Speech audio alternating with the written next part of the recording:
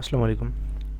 So আমরা আজকে দেখব একটা ওরাকল ভিএমের মধ্যে কিভাবে উবান্টু সার্ভার আমরা ইনস্টল করতে পারি অ্যান্ড সেখানে আমরা এলভিএম এর মাধ্যমে স্পেসটা ম্যানেজ করতে পারি, ডিস্ক স্পেস ম্যানেজ করতে পারি। সো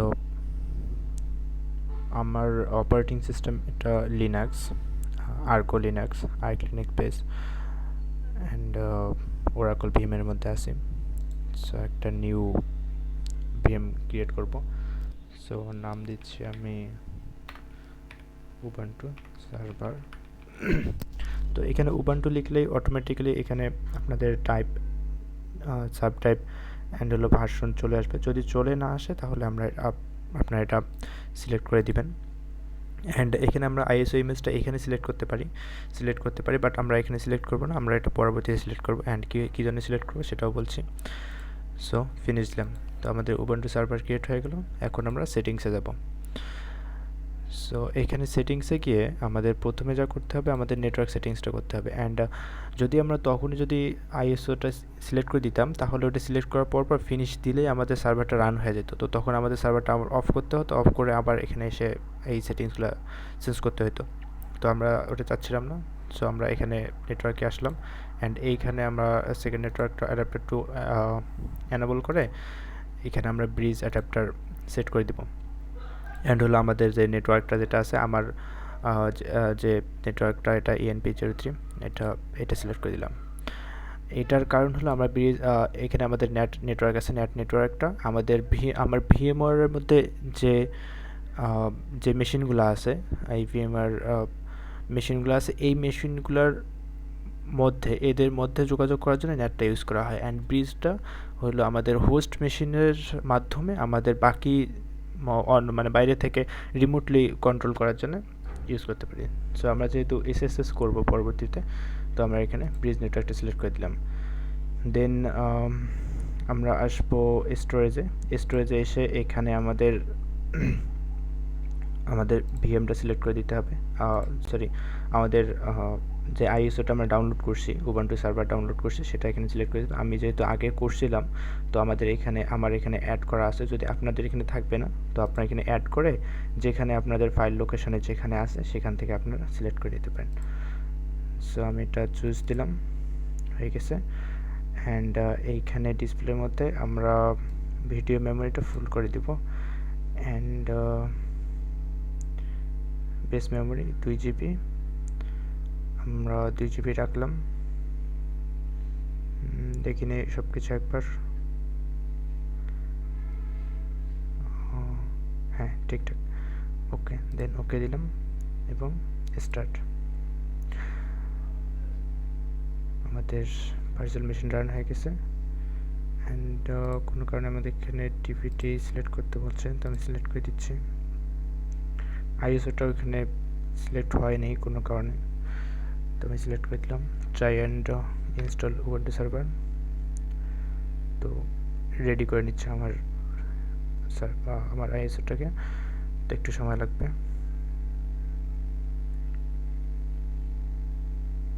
সো আমি ভিডিওটা পজ করে দিচ্ছি। সো আমাদের ইনস্টলেশন চলে এসেছে, আমাদের ইনিশিয়াল লোড হয়ে গেছে। এখন আমরা সিলেক্ট করেছি English, update available without updating দিচ্ছি, টার্ন লেআউট এটাই। And Ubuntu server, just Ubuntu server, আমাদের বাকি কিছু লাগবে না। অ্যান্ড এইখানে অবশ্যই আপনারা নেটওয়ার্কটা দেখে নেবেন, আপনাদের টিসিপি সার্ভার যেটা আছে সেখান থেকে এটা দেখে নেবেন যেগুলো নেটওয়ার্কটা ঠিকভাবে মানে আপনাদের আইপিটা পাইছে কিনা।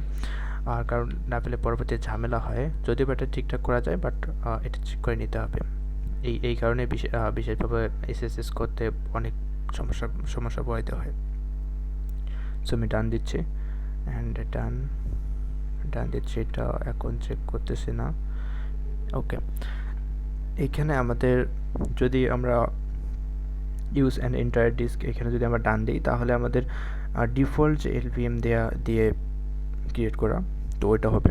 বাট আমরা চাচ্ছি কাস্টম স্টোরেজ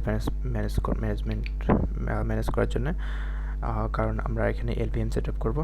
LVM কী জন্য দরকার? LVM আমাদের দরকার কারণ আমাদের রিকোয়ারমেন্ট অনুযায়ী যদি আমাদের যখন সার্ভারগুলো ক্রিয়েট করি তখন দরকার হয় যে আমাদের স্ল্যাশ ভারের মধ্যে আমাদের স্পেস বেশি লাগবে যদি আমরা ওরকম সার্ভার ক্রিয়েট করি, অ্যান্ড যদি আমাদের স্ল্যাশ হোমের মধ্যে স্পেস বেশি দরকার পড়ে সার্ভার রিকোয়ারমেন্ট অনুযায়ী।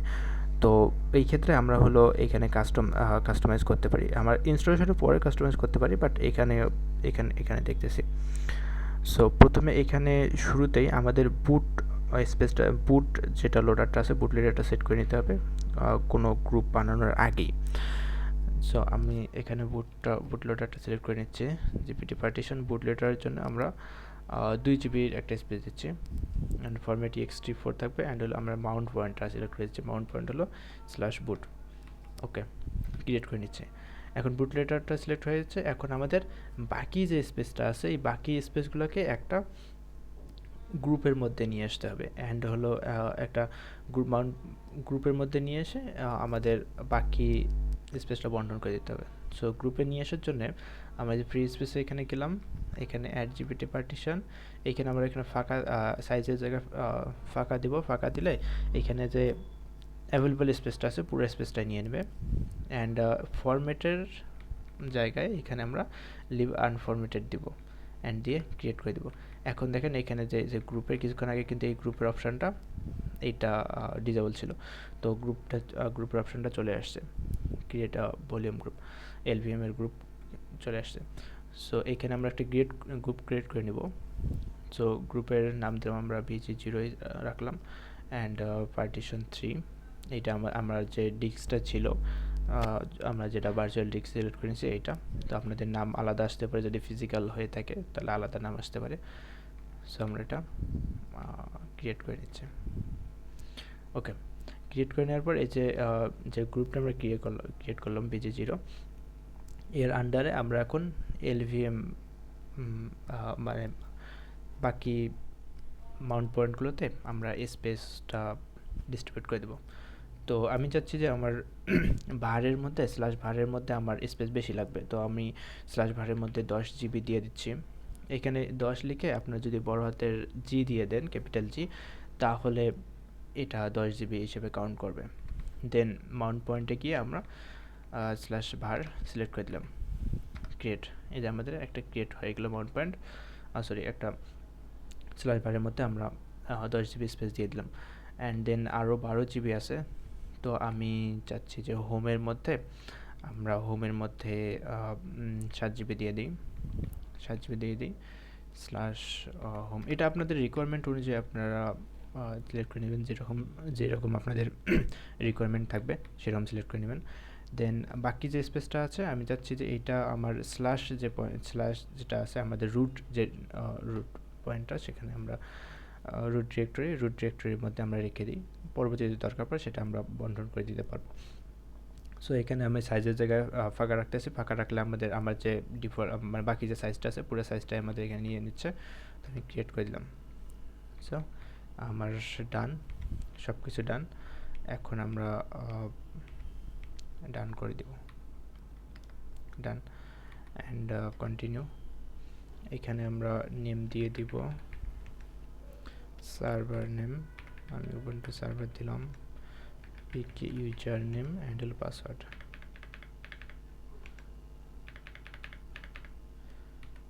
ডান, অ্যান্ড স্কিপ ফর নাও। এখন আমি স্কিপ করবো। এটা যে আপনার উবুন্টু প্রো লাগে তো নিতে পারেন, এখানে করতে পারেন, অথবা পরবর্তীতে এনেবল করতে পারেন।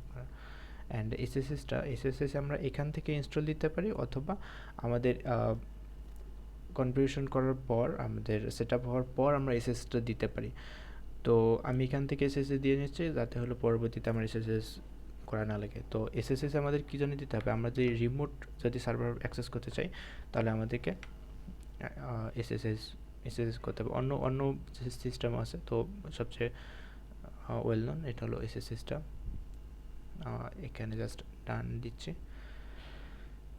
তো আমাদের শেষ, এখন কনফিগারেশন শেষ, এখন জাস্ট ইনস্টল হতে যে সময়টা লাগে।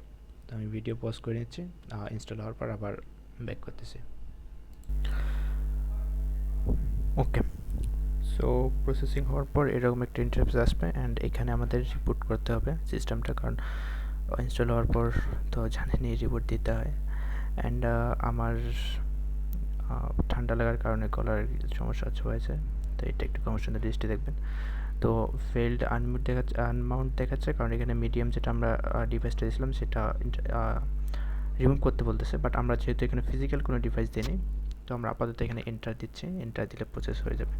অ্যান্ড আমরা পরবর্তীতে দরকার পড়লে আমরা আমাদের যে সিলেক্ট করছিলাম আইএসও ফাইলটা, তো ওইটা আমরা পরবর্তীতে সেটা রিমুভ করে দিতে পারবো যদি সমস্যা করে।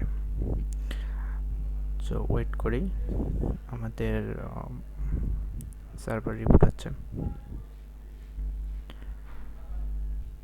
একটু সময় লাগতে পারে যেহেতু প্রথমবার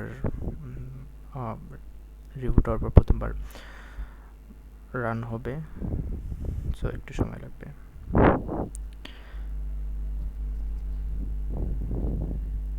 ওকে, আমাদের সার্ভার রান হয়ে গেছে। তো আমাদের এখানে কি হচ্ছে, লগ ইন করার জন্য ইউজার নেম দিতে হবে। সো আমি ইউজার নেম যেটা ক্রিয়েট করছিলাম আমাদের যখন আমরা সার্ভারটা বানাচ্ছিলাম, তখন আমরা যে ইউজার নেম ক্রিয়েট করেছিলাম সেই ইউজার নেম দিচ্ছে অ্যান্ড পাসওয়ার্ড দিচ্ছে। ওকে, আমরা লগ ইন করছি সার্ভারের মধ্যে। সো আমি যদি আইপি চেক করি, দেখতে পাচ্ছি আমার মেশিনের আইপি দেখতে পাচ্ছি। সো দ্যাটস ইট, ধন্যবাদ সবাইকে, আল্লাহ হাফেজ।